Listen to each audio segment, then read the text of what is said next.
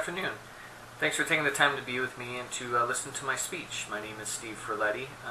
Does anybody out there own pets? I own pets. I own 3 dogs. I own a lab. I own a Shih Tzu, and I own a pit bull. I also own a bearded dragon, so I guess that makes 4 pets that I actually own.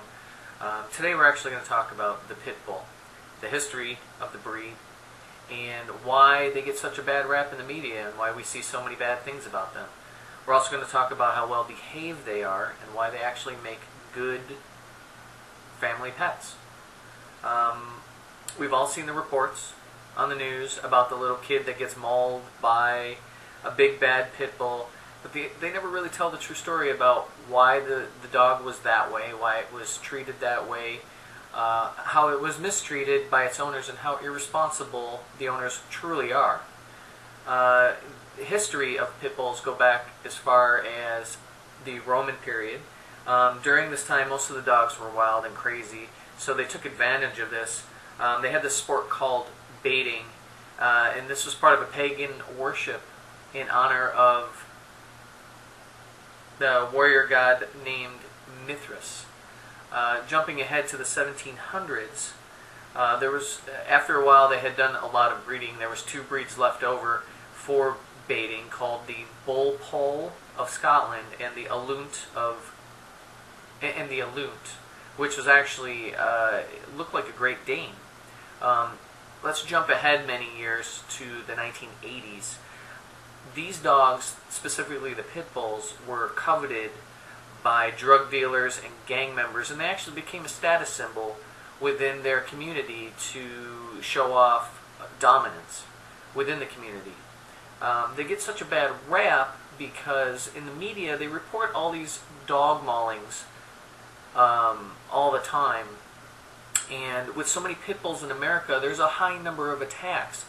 But you know, if you do the math on it, and in reality, you take the high population of pit bulls, and then you take the frequency at which they attack, that's actually a low percentage of them that actually go on attack and hurt humans.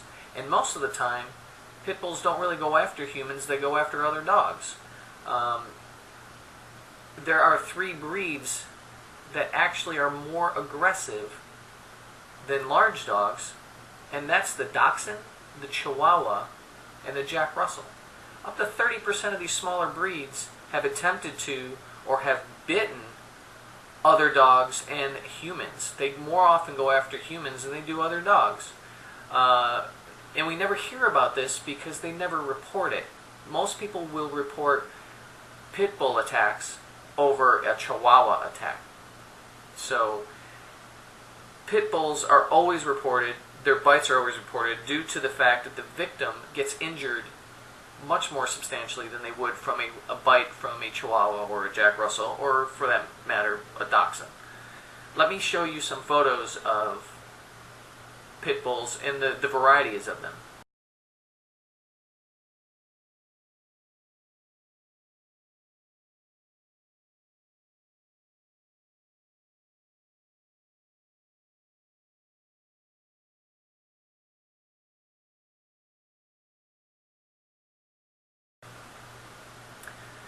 How well they're behaved, that comes with the territory.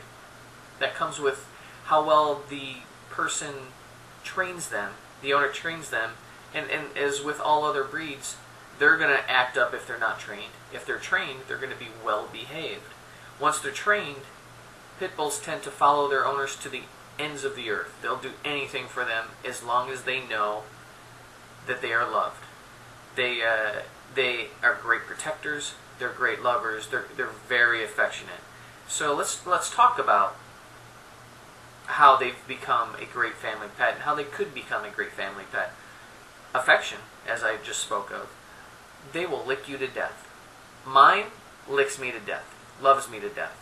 He will greet me at the door every day when I come home to tell me that he's thankful that I'm home. They are so affectionate. Health-wise, the only time mine has gotten sick is when he ate some rat poisoning when he was a puppy. Other than that, he hurt his knee twice, but healthy, they're healthy. They generally don't get sick. When it comes to being people oriented, as long as they're socialized with other people and with humans, and for that matter other dogs, they are very social pets. They are loyal to their owners. They love to please. They love to show you that they will take care of you as long as you show them who's boss, as long as you show them the love. And they also have a high tolerance of pain. Kids love to pick on dogs. Kids love to wrestle with dogs.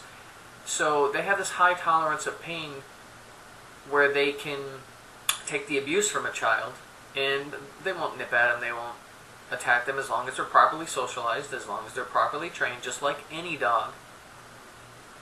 They will be one of the best family pets anybody could have. Mine is 16 years old. Doesn't have too much time left, but every day he gets his rickety bones up and comes to the door when I come home from work, and he's there waiting for me. So I've only scratched the surface of why pit bulls are family pets, or good family pets. You've learned about their history. There is so much more history. I jumped ahead many years. I started in the 1700s, the Romans, the 1700s, and then jumped to the 1980s. Within there is a lot of history that can be learned about which other dogs actually bite the most. I was surprised myself. Hence the reason why they're called ankle biters.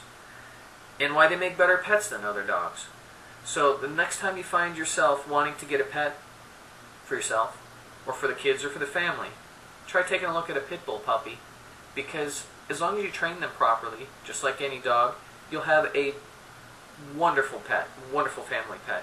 It'll surprise you how they'll fit into your family and how much they will reciprocate the love that you have given them.